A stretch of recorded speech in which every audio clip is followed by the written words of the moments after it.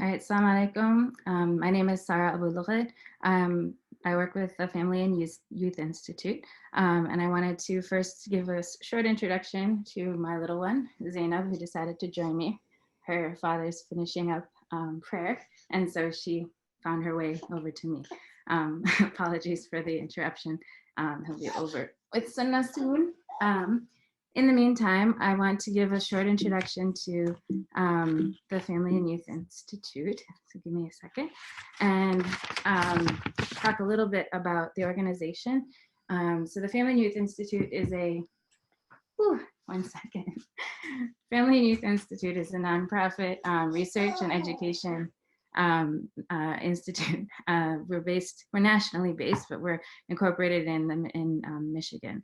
Our mission is to strengthen and empower individuals, families, and communities through research and education. And we do so through a variety of means, including this webinar. We do workshops in person, obviously not right now.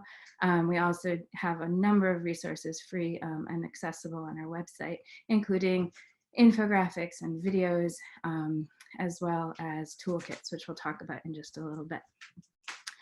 Before we get started, though, I do want to talk to you a little bit about our sponsor for the evening, which is Helping Hand for Relief and Development. And they've sponsored the event tonight, and so we thank you to our sponsors. And they are a leading Muslim nonprofit organization. They would like you to know that they're a top star rated charity by Charity Navigator. And over the years, they've worked in over more than 80 countries. Again, thank you very much for your generous sponsorship. They want you also to know that they've launched a $2 million campaign to help daily wage workers, low-income families, refugees, and over 19,100 sponsored orphans in over 20 countries who have been specifically affected by the pandemic. They'd also offer you, ask you to donate because they do still need us. And the URL is down at the bottom of this page, and we'll show this again at the end of the webinar, inshallah.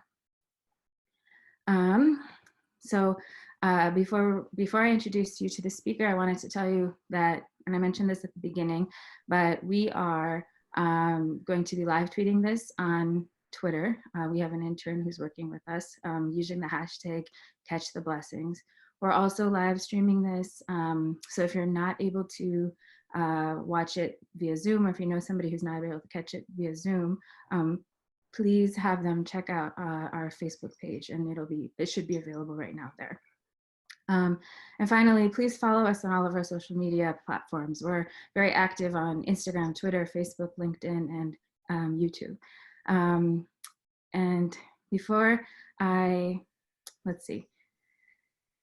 let me tell you a little bit about, I want to tell you a little bit about one of our latest resources while we wait for the speaker to join. So this is this toolkit you may have seen already, but it is a toolkit called the Wellbeing in the Time of Coronavirus. And our team of researchers and area experts have teamed together and kind of vetted, you've gone through all of the kind of noise, all of the articles that are out there, or many of the articles that are out there, articles and resources and infographics. You probably have a million of them coming on your WhatsApp groups. But some of them have misinformation. Some of them are not necessarily the best thing. So we've taken to kind of, what's it called?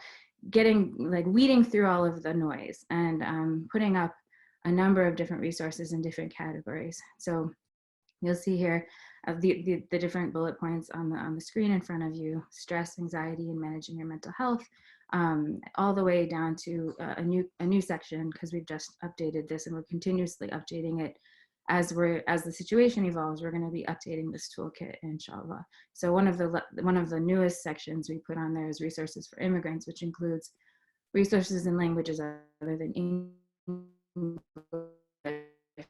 So if you know people who can speak for different language support, please let them know that there's a section on the toolkit. And without further ado, I would like to introduce us all to Duaa Haggag. So I've known Duaa to be one of the most thoughtful and engaging community educators I've known. She takes her experience in both counseling and parenting and passionately puts it into her presentations. So I'm very excited to see what she has to offer us tonight, inshallah. So here I'm gonna unshare my screen, and you can go ahead and take it away, Duaa. السلام عليكم. اللهم اشرح لي صدري ويسر لي أمري واحلل عقدة من لساني يفقهوا قولي. I have to admit that just having this or being asked to give this talk about Ramadan was difficult for me because I kept holding on to the idea that no, inshallah, this Ramadan will be normal and just like every other Ramadan. But then reality hit, and I realized that this is probably an emotion that many of us are feeling.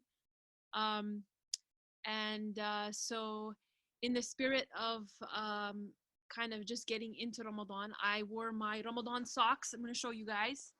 Here it is, right here, you see, with all the designs.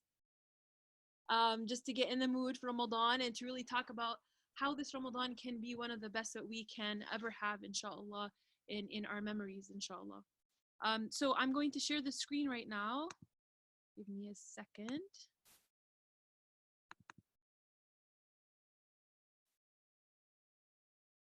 I think we're good. Okay, so one of the first things that I think is important for us to acknowledge when we are talking about this new Ramadan with our families is acknowledging that this Ramadan is different, and that perhaps for many of us the feelings that we might be going through is grief, and that grief is a process. There are stages to grief. And when someone has a significant person in their life or a pet that passes away, we don't ask them to just simply, get over it. This is just, your pet died or this person died. No, it's important for us to spend the time to really process those feelings in order to reach a point of acceptance. And to be honest, living in the West, in this society, going to the masjid and being a part of a community, going to the iftar at the masjid in Ramadan is really in essence a very big part of our identity as Muslims who live in the West. And for many of us, where the world around us, whether it's in our schools or our colleges or in the workforce, doesn't really acknowledge Ramadan. It doesn't really show the beauty of Ramadan and the traditions of this holy month that you might find perhaps in more traditionally Muslim countries. So for many of us, going to the masjid and spending time with the community is a safe space. It's a place where we can feel comfortable to be ourselves, and it's a place where we feel like we don't have to worry about the outside world. And now with this specific situation that we're in, we don't have that space anymore. And so for many of us, we might be feeling sad, and we might be feeling angry, and just those emotions that bubble up because of this grief that this part of our identity has been taken away from us. So as I was mentioning, that because this is a grief process, and for many of us, we might think like, oh, it's not a big deal. Why are you using the word grief? It's not that big of a deal. Well, for different people, it means different things. And so it's important that we process the grief together as a family, and that we're honest and vulnerable in the feelings that we have, including the adults. So the adults can share.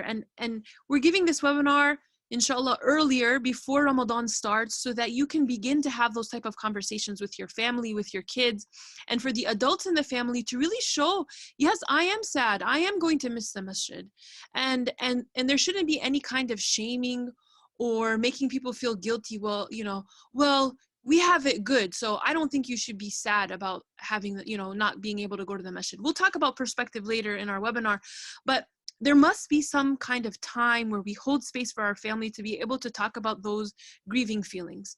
And this is not something that's far from the tradition of the Prophet ﷺ. We know that when the Prophet ﷺ passed away, Umar ibn al-Khattab radiallahu anhu's reaction was very different from Abu Bakr's reaction, very different from Bilal radiallahu anhu's reaction. Everyone had a different reaction. Umar was like, no, it's not true.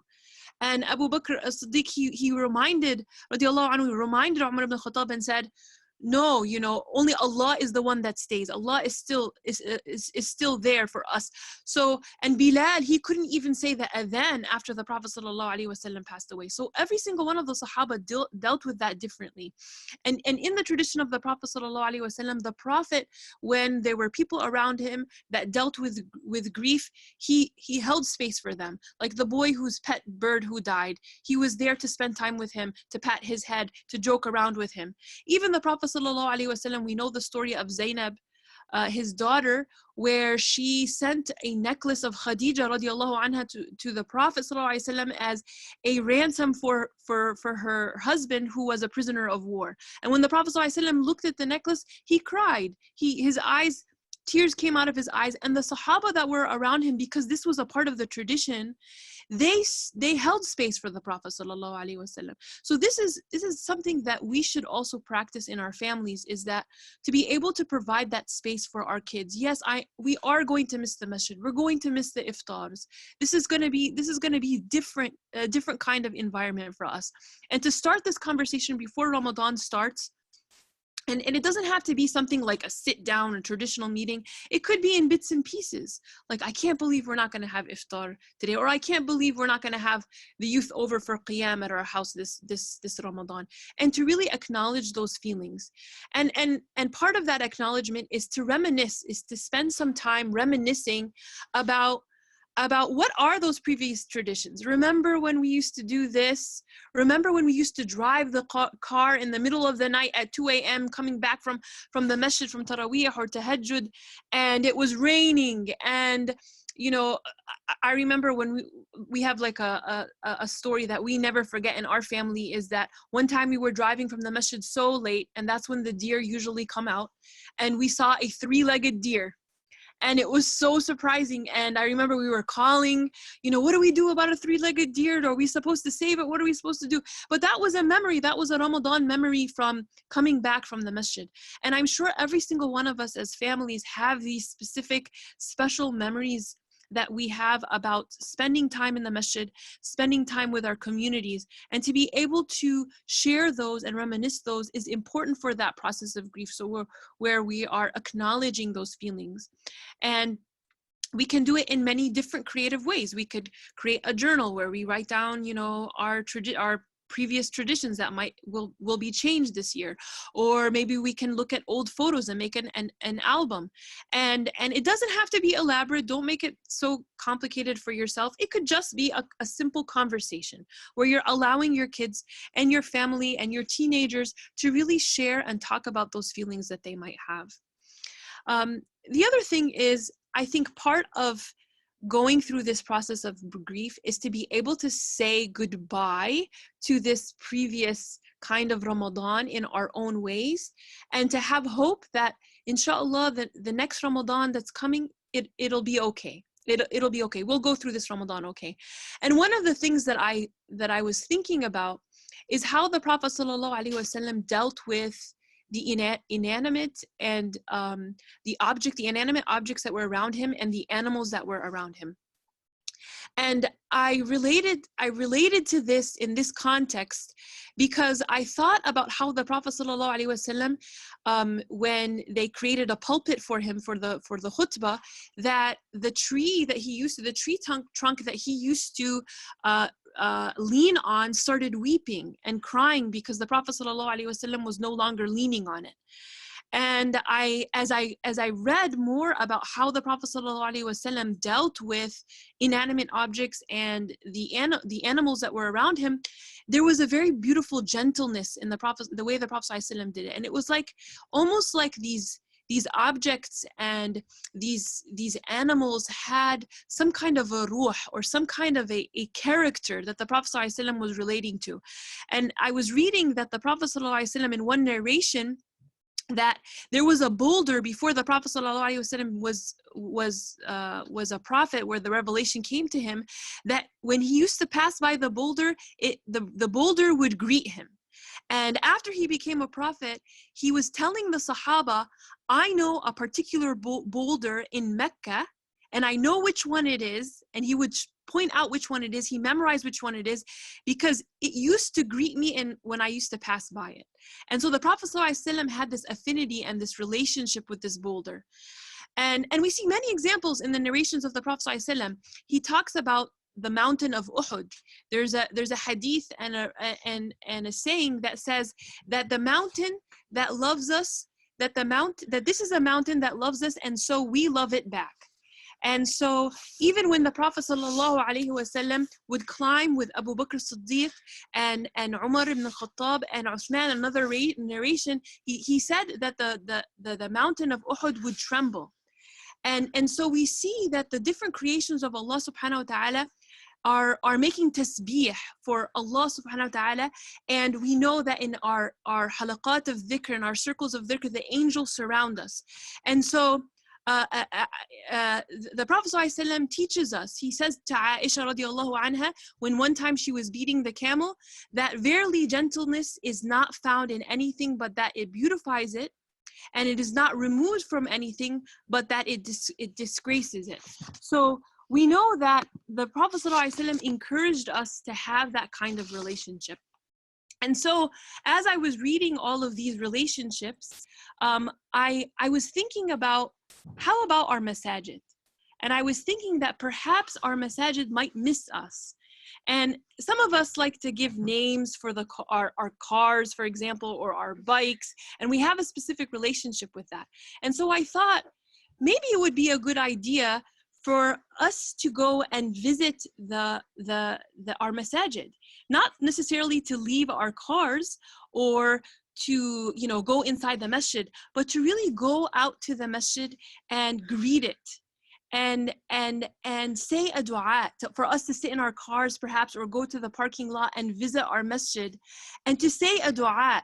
And I came across a beautiful dua that someone shared with me that said, Allahumma a'idna ila baytika salimina ma'jurina wa anta radin anna ya rabbil alameen. Oh Allah, return us or bring us back to your house in a good state, rewarded, and with you, pleased, for you to be pleased with us, O Lord of the worlds. And so as a way for us to truly connect with the masjid and remember the masjid, and almost just say, I remember you, and to say to the masjid, we miss you, and to pass by. I know that that's something that I want to do with my own family, is to take our car and just say salams to the masjid, just from the outside, as a way to connect to the masjid. And in doing all of these things, creating this journal, going and seeing the masjid, saying hello to the masjid, giving salams, it gives the impression to our families, to the entire family, that we really have this beautiful connection with our masajid, with the houses of worship, with the houses of Allah subhanahu wa ta'ala. And that we reframe for our children that being in the masjid is an invitation from Allah subhanahu wa ta'ala. And right now, we're not invited. Right now, and soon, inshallah, we will be. But it makes us as a family, and for us to have our kids understand that for many years, perhaps we've taken going to the masjid for granted.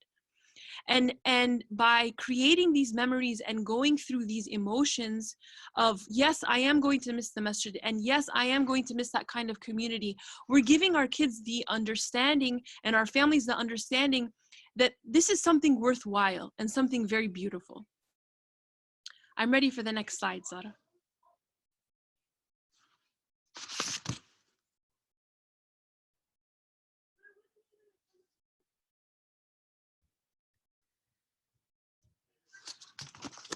So moving on to, after we have this opportunity or this time to really talk about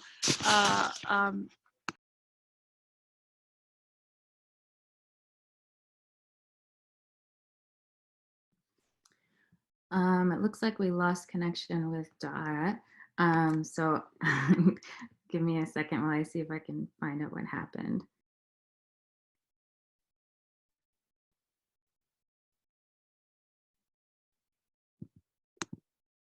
Oh, there you are.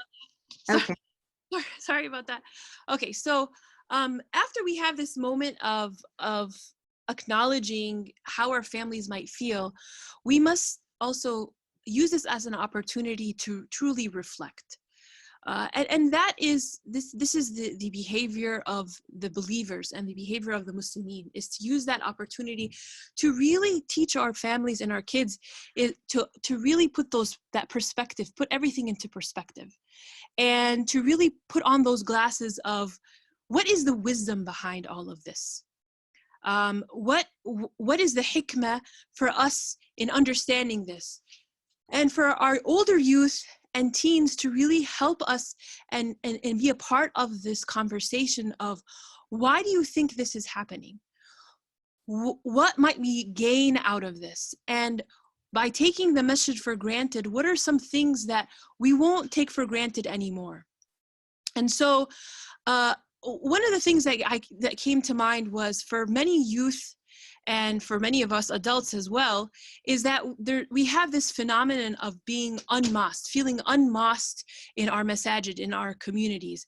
And this for many of us, particularly women, particularly teens or converts or even activists, for many of these groups, they felt disillusioned. They felt like they were never really a part of the masajid, or really could take part, or they maybe felt very frustrated with masajid politics. And so this opportunity of Allah subhanahu wa ta'ala taking this masjid away from us, perhaps gives us a time to reflect and pay attention and say, did I simply make the masjid a place for community happenings? Or did I also think of that this is a house of Allah and a place of mercy? Sometimes we get so stuck on the politics or these personal feelings of, I don't belong, and because I don't belong, then I'm not going to the masjid anymore, or I don't feel like going to the masjid anymore, or perhaps I don't really like the khutbah of the khutbah on Friday prayer. And so all of these feelings that, because I don't fit and because I feel unmasked, then it's not worth it for me to go to the masjid anymore. But with this taken away from us, maybe this is an opportunity for us to really put things into perspective and really truly focus on the aspect that the masjid isn't just about community happenings, but it is a place that we can receive Allah subhanahu wa ta'ala's mercy. And we know that the dua for entering the masjid is, Allahumma iftah li abwab rahmatik. Oh Allah, open the gates of mercy for me. And that's what we need. We need a place for solace and sakina and mercy.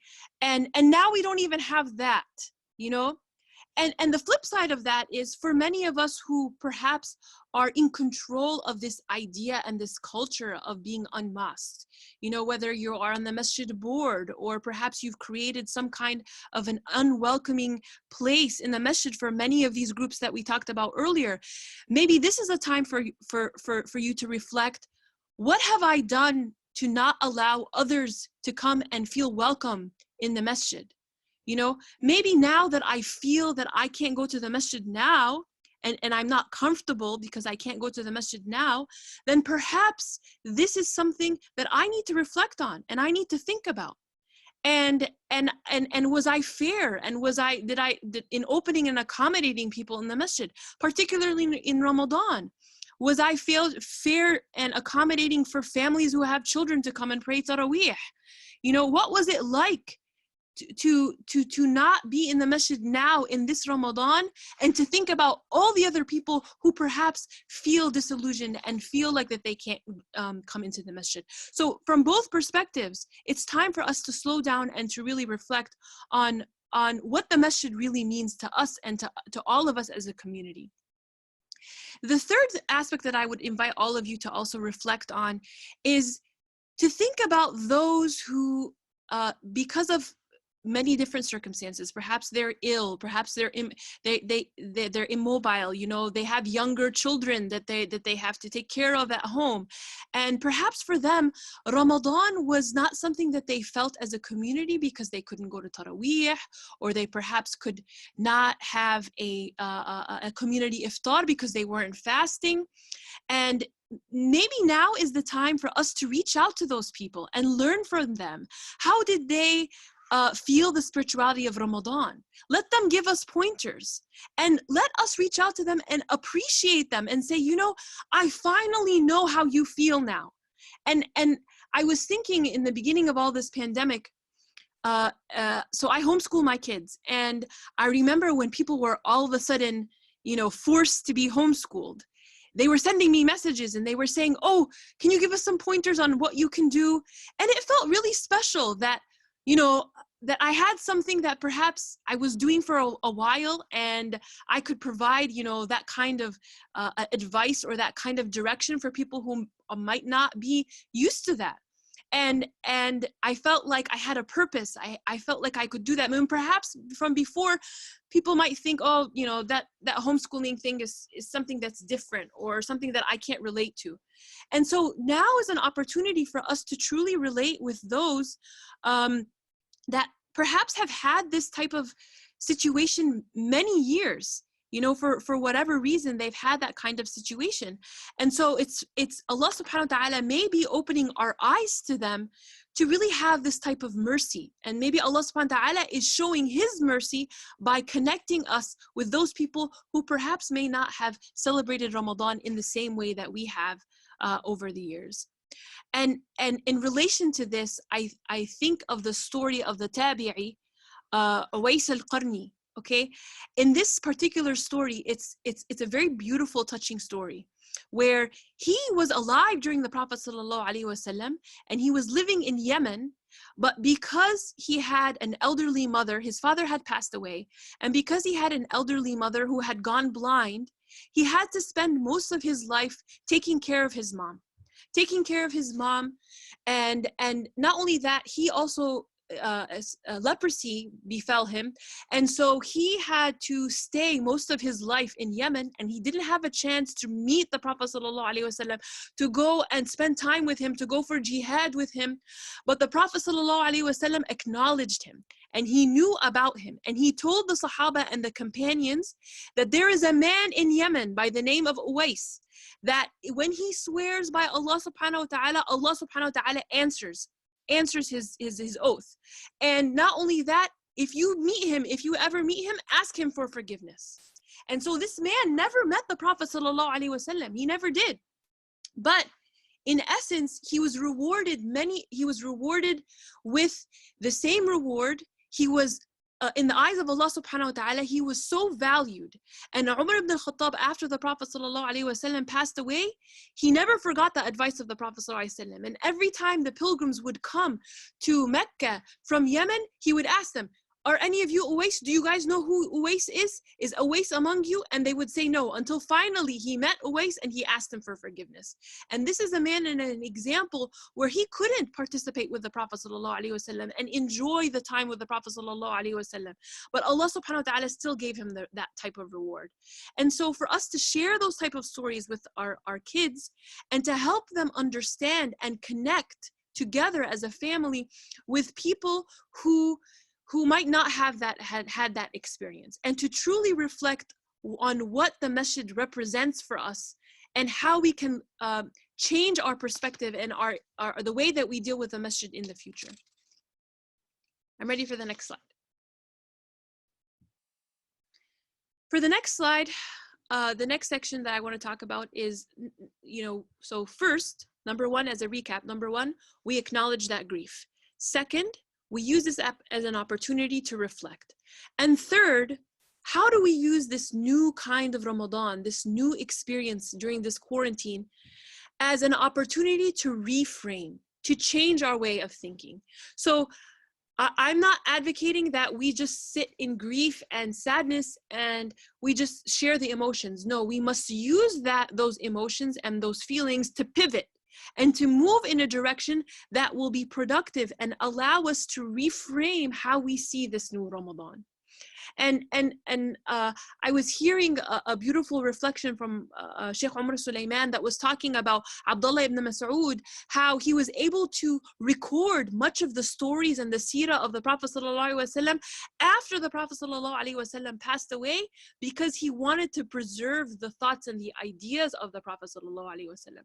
So how do we as a family use this opportunity to pivot? So we acknowledge the emotions, we reflect on what that means, and then finally, how do we reframe all of what is happening in the world right now? And one of the things that I think about when it comes to Ramadan is we always used to talk about this extremely big challenge of how do we balance all of the extracurricular activities and our work schedules and our school schedules, because the rest of the world in the West doesn't accommodate for Ramadan scheduling. So we have to figure out, okay, how do we get enough sleep? How do we eat? How do we wake up for suhoor and then go to our, our jobs? So maybe Allah subhanahu wa ta'ala, as a reframe, is giving us this Ramadan as an opportunity to truly slow down and not have to worry about the busy schedule. He's giving us, Allah subhanahu wa ta'ala is giving us an opportunity to really think about the focusing on just that spiritual part. And when I think of this, I think of the verse in the Quran in Surah An-Nisa when Allah subhanahu wa ta'ala says, يُرِيدُ اللَّهُ أَن يُخَفِّفَ عَنْكُمْ وَخُلِقَ الْإِنسَانُ ضَعِيفًا. He says that Allah subhanahu wa ta'ala, He wants to lighten the load for you, wants to lighten those difficulties, and He made mankind weak. And truly we're weak. Like, one of the things that I used to say in the previous Ramadans, particularly in the last two when our days were so long, is I think I'm fasting from sleep more so than food. I was exhausted. I felt like it was so tiring. And so maybe Allah subhanahu wa ta'ala is presenting this opportunity for us to really enjoy Ramadan. And I would encourage all of you, when you're sitting with your family, to help them reframe. Don't jump and tell them these reframes. Ask them, particularly the older youth and the teens, ask them, what do you think Allah subhanahu wa ta'ala is trying to tell us? Or what do you think, what's the wisdom behind this? What is He trying to teach us? And allow them to share their ideas. They'll surprise you. They'll say, oh yeah, Ramadan before was this and this and this. This is how I can pivot and reframe and think of how this Ramadan might be 100 times better. And so I think we've gotten so used to the community providing that Ramadan space that it's almost like we've gotten lazy. We've gotten to this, it's gotten so easy to celebrate, or to not celebrate, but to really enjoy that Ramadan and to participate in Ramadan, because we have the masjid, we have the tarawih, we have the youth qiyams in the masjid, we have the community iftars. And maybe as another point of reframe, Allah subhanahu wa ta'ala is trying to strengthen different kinds of muscles, different kinds of spiritual muscles through this solitude and through this isolation, where we learn how to enjoy Ramadan and how to participate in Ramadan without the community. Really being by ourselves and focusing on our relationship with Allah subhanahu wa ta'ala and strengthening that relationship, that special one-on-one relationship with Allah subhanahu wa ta'ala, despite the odds, without the help. And we know that this is not far from the seerah. We know that this is not far from our tradition. During the time of the Prophet ﷺ and the Sahaba, there was no physical tarawih in the masajid. People would go pray Isha, the Sahaba would go pray Isha in the masjid, and they would come back and pray tahajjud at their homes. And so maybe Allah subhanahu wa ta'ala is reviving that spirit. He's providing that opportunity for us to focus on our families and to focus on those spiritual muscles that we perhaps have gotten so weak because we've gotten so used to being a part of that community. And story after story after story in the Quran teaches us that the prophets before us and the believers before us became better and were strengthened, and they grew from these moments of solitude and isolation. And so I would invite you to ask your youngsters, your youth, and your kids to look up stories from the seerah and stories of the prophets that relate to solitude and isolation. We have the story of Yunus in the whale. We have already, alayhi salam. We have the story of Yusuf in prison. We have the story of Hajar radiallahu anha in the desert, right? We have the story of Maryam, the people of the cave. We have the story of Musa. We have the story of Prophet Muhammad sallallahu alaihi wasallam in Ghar Hira. There are so many stories that revolve around solitude and isolation, and through it we see that strength of character. So we can ask our young people, we can ask our teenagers, I want you to pick a story, do some research on the story, and we'll together before iftar, we'll talk about these stories and relate to these stories. It would be a shame a shame if Allah subhanahu wa ta'ala gave us this special Ramadan to really strengthen these spiritual muscles, but then we go back to the same stuff, like spending time on, you know, Netflix or video games or vegetating, and not truly using this as an opportunity to really strengthen that relationship with Allah subhanahu wa ta'ala. So asking the older kids to research, maybe having a story time for the younger kids is very important. I would add to that reframe, and that experience of reframing is to learn the different du'as that these different prophets use during those moments of solitude and isolation. And one of the most beautiful ones is the du'a of Yunus alayhi salam in the belly of the whale. سبحانك إني ظلمت نفسي فإن لم تغفر لي وترحمني لنكونن من الخاسرين. Oh Allah, you know, I have wronged myself, and if you do not give me that kind of forgiveness, then we are going to be from the losers, the khasirin, the losers. So to be able to go and look up these different du'as, the du'a of Musa, Rabbi shrah li sadri wa yassir li amri, learning those different du'as in Ramadan, and to help our children memorize these du'as and go over it together is important. And it allows us to strengthen those physical muscles.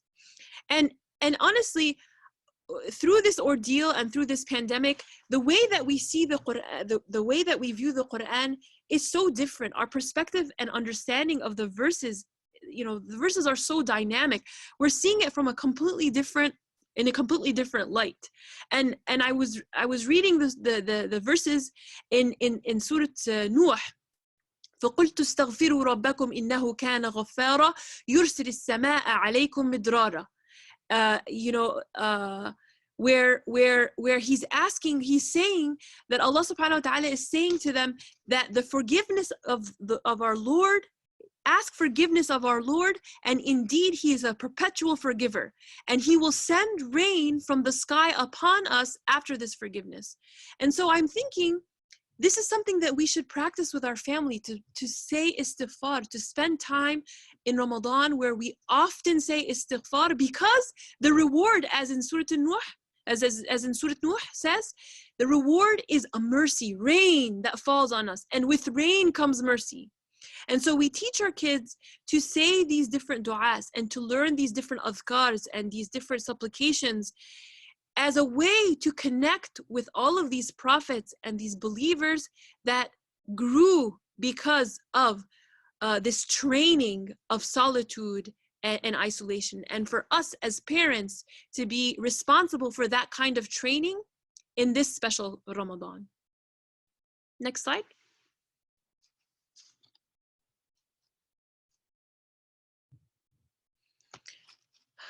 There's a beautiful saying of Abdullah ibn Mas'ud that said, in a narration it says, no prophet among the prophets was afflicted by distress that he sought aid by glorifying Allah subhanahu wa ta'ala. And this is what we need to do, where we spend our time giving that tasbih, giving that glorification, really spending that time in giving istighfar. And when we can do that, number one, acknowledge our feelings. Number two, reflect on our situation. Number three, reframe. Only when we take those 3 steps, we can change the narrative, change the story. Our story is, this Ramadan is going to be the best yet. We are going to connect with Allah subhanahu wa ta'ala the best in this Ramadan. I can't wait. This is going to be a new perspective. And when we can do that, when we change that narrative, we can come to a point where we can create new family traditions that are different and unique, particular to this pandemic. And they'll understand, the kids around us and our youth will understand that practicing Ramadan is a constant thing. It is a blessed month no matter what. It doesn't matter what's happening in the world around us. And when we take this approach, this relaxed approach, not this rigid approach of what Ramadan needs to look like, we are modeling for them how to deal with calamity and how to deal with this, with the world around us. And I want to point out that I don't want you to spend too much time, because of we're creating this new narrative of trying to recreate this traditional Ramadan. So people are thinking, okay, we're going to have to do Salat al-Tarawih at the exact same time that we do normally when we go to the masjid. We're going to have to rush everything, after iftar, because we're going to have to pray the Tarawih. Allah subhanahu wa ta'ala, as a mercy, we don't have to rush. We don't have to do those things. So the schedule can change. The rhythm of that can change. It is different, but it's a good different. And so in this opportunity of changing this narrative and creating this new family tradition, we want to be able to slow down, to be mindful, to listen, and to reflect, to find those pockets of time that perhaps we might not have had before, and to use those new pockets of time to create those new traditions. So out of circumstance, perhaps right now, a lot of people are small businesses have closed, or they have been laid off from their jobs, so that they have financial difficulty. We might notice that for some of us, we might have these illnesses or some of the symptoms of COVID. For some people who have mental health issues, being isolated in the home for a while might also be very difficult. So it's important that, because we have this new awareness and this understanding that it is a completely different situation, that we need to simplify. And I would start with simplifying your meals. We no longer have to put on a show of having an iftar. Nobody's coming over anymore. It can be a simple iftar, something that you can make very easily, have the family come together. We all come together to cook the meal. And there's no need to stress out in this particular situation, and to follow the Prophet sallallahu alaihi wasallam. Research what are the kinds of foods that the Prophet sallallahu alaihi wasallam used to eat. They're very simple meals that the Prophet and the Sahaba used to eat, and to ask the family to come together and create those meals together. And also, this relates to another reflection that I heard recently from Sheikh Umar Sulaiman, that he relates this story of Jabir ibn Abdullah that went to the market to go buy meat. And Umar ibn al-Khattab saw him, and he asked him, why are you buying this meat? And in essence, not the exact wording, Jabir ibn Abdullah shares that because I felt like I wanted to eat meat. And Umar ibn al-Khattab, he told him, are you not afraid that you might be from the people of the verse أذهبتم طيباتكم أذهبتم طيباتكم في حياتكم الدنيا واستمتعتم بها فاليوم تجزون عذاب الهون بما كنتم تستكبرون في الأرض بغير الحق وبما كنتم تفسقون. He said, aren't you afraid that you might be from the people who in the verse says you exhausted your pleasures during your worldly life and enjoyed them in Surah Al-Ahqaf, and so because you exhausted them, you won't get those worldly things in the akhirah. And so maybe this time in our lives where we don't have access to the grocery stores, it's very limited, and we might not have access to the financial stability that we had before, that it's the time for Allah subhanahu wa ta'ala is telling us to simplify and to allow our kids, involve them in the making of the meals. How can we make this more simple? Let's make a challenge. How can we have a very simple meal that is just enough? Because we're trying to follow the Prophet sallallahu alaihi wasallam. Yes, we were forced this year to do it that way, but it is a way for us to slow down and say, maybe this is the way that it's always supposed to be, and maybe this is the Ramadan where we start that habit, inshallah. Like I said earlier, we use those pockets of opportunity. Maybe now we don't have to wake up so early in the morning because we don't have work. We can work from home. So we can use that morning time to truly say the adhkar, the morning and the evening dhikrs. And part of connecting with our families in the salah and in our dhikr is to be able to attach our loving gestures and connection through that. So using this as an opportunity to connect as a family, for the family members to connect with one another is really important. And for them to have a positive association with the dhikr and the salah. So as an example, after salah, maybe you can hug your kids or wrestle with your kids. After dhikr, pat them on the head, tell them that you love them. And the Prophet ﷺ used to do this. He used to teach Ibn Mas'ud al-tashahhud while holding his hand. He used to teach Mu'adh ibn Jabal, Allahumma a'inni ala dhikrika wa shukrika wa husni ibadatik.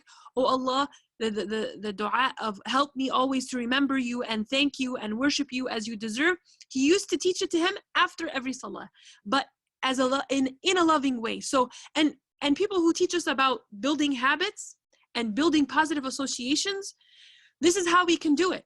After every salah and after dhikr, think of a way that you can connect with your children lovingly by the five love languages, touching them, wrestling with them, playing with them, so that they always associate that dhikr and that time as something positive, that they come to expect it, that after salah and after dhikr, my parents are going to show me some kind of love. Another example of changing this narrative and creating these new traditions is to find a way to create this place or corner of solitude or isolation. Maybe you can create a cave or a tent, or perhaps you can create a corner for dhikr. Maybe you can make a part of your house as a masjid or a place of salah. You know, it could be a mobile masjid. Maybe you don't have a space in your house where it can be fixed as a place for salah, but maybe you can have a basket that includes a prayer rug and a hijab for salah, or dhikr beads, something nice smelling that you can put on the rugs. But to create this place that allows and opens up and encourages that connection with Allah subhanahu wa ta'ala. To hang up some dim lights in that area, and maybe you can put a sign for the salah times.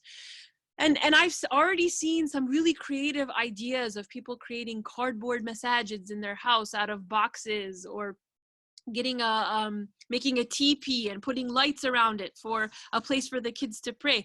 All of these are wonderful ideas to recreate that feeling that of a masjid, of a place of worship. And perhaps you can, make it a challenge for your older kids. Okay, you guys, this room during this Ramadan is going to be our masjid. I want you to rearrange the furniture. I want you to figure out how it's going to look like. You make it beautiful. Another idea is to make a space outside that you can pray. So if you have the luxury of a yard or a deck outside, maybe you can pray under the stars. We know that when we spend time in nature and we connect with the world around us, it helps us to connect with Allah subhanahu wa ta'ala. And so these are all some ideas, and I'm sure as you go through this process of reflecting and reframing and acknowledging this situation, I'm sure that as a family you'll come up with a lot of wonderful and great ideas in recreating that relationship with Allah subhanahu wa ta'ala during this special Ramadan. And last, in creating those new traditions, I would suggest that you create an album or perhaps a video that would allow the kids to remember this special time. So maybe you could title it Ramadan like the time of the Prophet, and as a solid memory and a trendsetter for what might be in the future. Next slide. The next aspect of how we can make this Ramadan different is to really find ways to connect with the community in a new way. And while it's beneficial, like we mentioned earlier, that Allah subhanahu wa ta'ala is slowing us down and He's isolating us and getting us used to that solitude and unplugging from the community, it is still very important and it is still beneficial for us to continue to know that we are part of a greater community. As human beings, we're tribal creatures. So it's important for our mental health to feel like we are part of a bigger picture, and to find creative ways to do that, particularly because we know that there might be, or there not might, but there are families who might really be struggling with this isolation. We have families that perhaps might be in unhealthy relationships and unhealthy bonds. And for many children and many youth and even adults, they feel trapped and they feel like it's very difficult to be in isolation with their family. So part of this connecting in a new way with the community is to check up on these people. Make a list of people that you want to check in on. whether they might be in an unhealthy family environment, or they're elderly and they can't leave the house and nobody can visit them, or they're ill.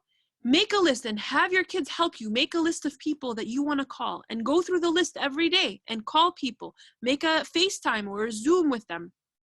Is there a way that for people who are alone or perhaps might not have families, or might not have Muslim families like converts, is there a way to share your iftar on Zoom? Can both of you share your iftar on Zoom and what you're eating and have conversations on Zoom? These are all really creative ideas, and it looks like so far since the quarantine has started, we're kind of going in that direction of figuring this out. How do we create this kind of community through these new outlets? Is there a charity platform? Like, I know that Launch Good does a charity, a Ramadan challenge every year, that we can all involve the kids in choosing online their charity of choice. Maybe we can do snail mail, right? Maybe we can send some gifts or books or cards to our families or our friends that perhaps we might miss in Ramadan, and let them know that we miss them, and you know what we might be doing in that Ramadan, that moment, that giving them that kind of inspiration. I think a part of this new tradition is to set aside a time as a family for us to all make dua. Make special dua, particularly for those who might be struggling with COVID-19, for those who perhaps might be, who might have passed away, because, you know, the direction that it's going, it's probably going to get worse. And for many of us, we might start to know specific people in our families or from our friends that might be dealing with this illness. And I think it's important for us to model for our children to make dua for those who are with us, and tell them and teach them that those who die from such an illness are considered martyrs in the eyes of Allah subhanahu wa ta'ala. So it's important as we do this in this new community environment that we become not just passive in our relationship with the community, but we are becoming active participants, where we are making a concerted effort to continue that sense of community and to continue that relationship that we have with the community, instead of just kind of floating and going to the masjid because there's an event. For us to take those steps to truly go and connect with the community. And last but not least, the last slide, inshallah, is that we should put things in perspectives for our families and help them understand that this particular Ramadan is a test. And Allah subhanahu wa ta'ala, when He tests us, He loves us. When He tests us, He wants us to be better people. And this Ramadan, so changing that perspective, yes, we're going to be sad, but moving it in the direction of, Ya Allah, thank you. You love us. And this is going to be the best Ramadan yet. And the most beautiful hadith that I can relate to this, Ajiba amrul mu'min, right? Amazing is the affair of the believer. Verily, all of his affair is good. If something good happens, he is grateful, and that is good for him. And if something of harm befalls them, he is patient, and that is also good for them. And so if we truly want to be believers, we have to think of this in this way, that we're good no matter what. And that Allah subhanahu wa ta'ala sending us this, He's going to reward us, inshallah, in the way that we deal with it. And it is a mercy from Allah subhanahu wa ta'ala. He's bringing us closer to Him. He's bringing us closer to the family. He's making us active in our relationship with Him, with Him, and He's giving us an opportunity to slow down. And not only that, but as a mercy, He's helping us be more merciful by opening our eyes to the people that are around us that perhaps we might not have paid attention to, and opening our eyes to the things that we took for granted, particularly our communities and our masajid. Inshallah, this Ramadan is going to be the best Ramadan we've ever had, and it's going to set the trend for later Ramadans, inshallah, in the future. Jazakumullah khairan. Jazakallah khair, Duaa. That was wonderful. I was sitting here jotting down notes, and I hope all of you were also taking notes. We had a couple couple of questions come through, and I do think we have some time. So if you don't mind, I'll just pick them out and read through them. Um, Somebody asked, I can answer this question. Somebody asked if there are going to be slides or detailed notes. We're hoping you guys took your own notes, but we will, inshallah, have the webinar up on our YouTube channel, inshallah, by tomorrow. And if you registered for the webinar, we will also be sending out the webinar recording through our listserv, inshallah. So to go back to some of the questions, the one person asked, you did touch on these, but what would you recommend that a group of kids, teens, could do at home with a feeling of togetherness? So you mean with if I guess there's two parts of it. So if they feel like they miss their friends, I would say some of the ideas that we mentioned about creating those new traditions is perhaps they could have a youth iftar together, a Zoom youth iftar. They could try and do a youth qiyam together, and perhaps they could share their spaces of worship on Zoom or FaceTime or whatever media that they'd like to do. Um, and to be honest, I think so. We're running currently right now. I'm running a support group for women. And it's different than a webinar. It's just an opportunity for women to really talk about how they feel. And so I think that would be also beneficial for young people to really acknowledge, to have that space where they can acknowledge with each other some of the feelings that they might be going through during this different kind of Ramadan. All right. And then somebody asked about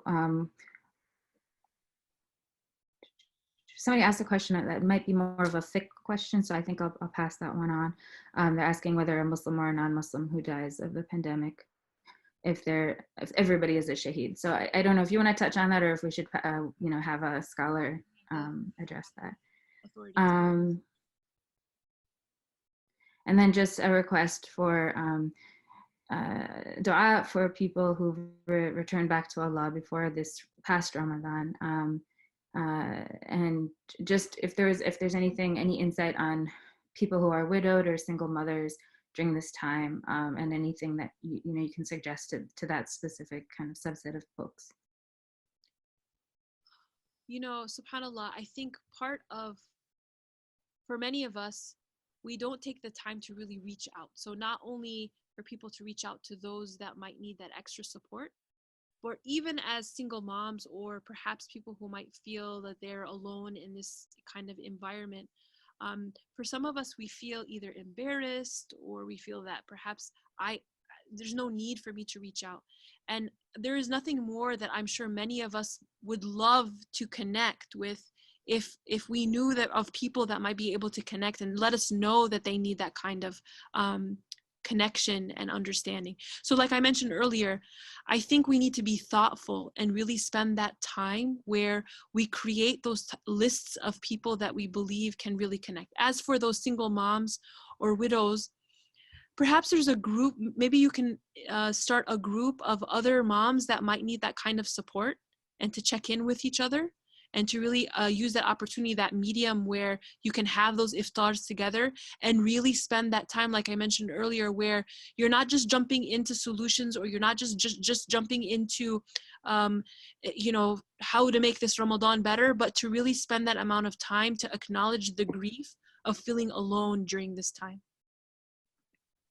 Great. The other, we're getting a couple more questions, and I think I'll take two more, just with the time and wanting to wrap up. But somebody asked so if kids have this notion that this is kind of a punishment, how do you kind of reframe this, and how do you kind of discuss this type of a thought process? Yeah. So the way that I would pose it is that Allah subhanahu wa ta'ala, it's kind of like a parent or a teacher, that when someone is a really good student, or someone that you love, You want to challenge them. You want to help them grow. You want to help them become better people. So the way that I think of it is that Allah subhanahu wa ta'ala, because He wants to help us become better and to come closer to Him, that He sends us these tests. That He sends us these tests to help us grow, because He truly does love us. And there is some merit to understanding that perhaps Allah subhanahu wa ta'ala, I don't know if I would necessarily use the word punishment, but perhaps Allah subhanahu wa ta'ala is sending us these signs to wake us up, to help us understand that perhaps we're wasting our time on things that have no value, or perhaps we are wasting our health or wasting our youth on things that, that weren't that important. And so maybe Allah subhanahu wa ta'ala is giving us this as a wake-up call, for us to really change our habits, from many different aspects. Like, we can't go to the grocery store as much. So no, maybe I was being too, I was too indulgent in the things that were around me. Perhaps I wasn't I didn't spend too much time checking in with my elders or with my families, or perhaps I didn't really connect with those people that really never had that community in the first place. So I would think of it as a wake-up call that Allah subhanahu wa ta'ala is sending us to help us grow and to help us become kinder and more merciful people. And in that sense, I think of it more as a mercy than anything else. Jazakallah khair. Thank you very, very much for your time tonight and for sharing all these bits of wisdom. I do want to share my screen as I close. I do want to remind folks to please check out our resources on our website. We're at www.thefyi.org. You can follow us, again, I was saying before, on Instagram, we're on Twitter, we're active on Facebook, LinkedIn, and this video, inshallah, will be up on our YouTube channel, so please subscribe there. Again, if you have questions that didn't get answered, you're welcome to tweet at us using the hashtag #CatchTheBlessings, and we'll try to see if we can gather the questions and try to answer them after the webinar. The other thing I wanted to mention is, inshallah, we at the FYI will be coming out with a Ramadan toolkit. And so if you are interested in receiving it, so we have a normal Ramadan toolkit, but we're reframing everything, and inshallah we'll be getting that ready. Our researchers and our team right now is putting that all together, and we will be releasing it, inshallah, before Ramadan. So please sign up to our listserv, and you can do that on our website. You will also be able to, if you registered for this webinar, we'll be sending you an email anyway, and so you can sign up that way as well. And before we go, I do want to again thank our sponsor for the webinar this evening, the Helping Hand for Relief and Development. Again, it was sponsored through them, and they wanted you to know that they're a leading Muslim nonprofit organization, and they're a top star rated charity by Charity Navigator. They've worked over the years in over 80 countries. And they've also launched a $2 million campaign to help daily wage workers, low-income families, and refugees who are affected specifically by the coronavirus. And so if you were able to support them, they still need us is their hashtag. So the URL is at the bottom of the screen. And also, if you are able to remember us in your dua as Ramadan, as we enter the blessed month, and as we are in this blessed month, remember the FYI in your dua. Our team is working round the clock nonstop to get some great resources out to you. And also, please keep dua in your dua, and for this wonderful webinar, and for sharing her wonderful message tonight. As always, we thank you, and inshallah looking forward to a different kind of blessed Ramadan. Wassalamu alaikum.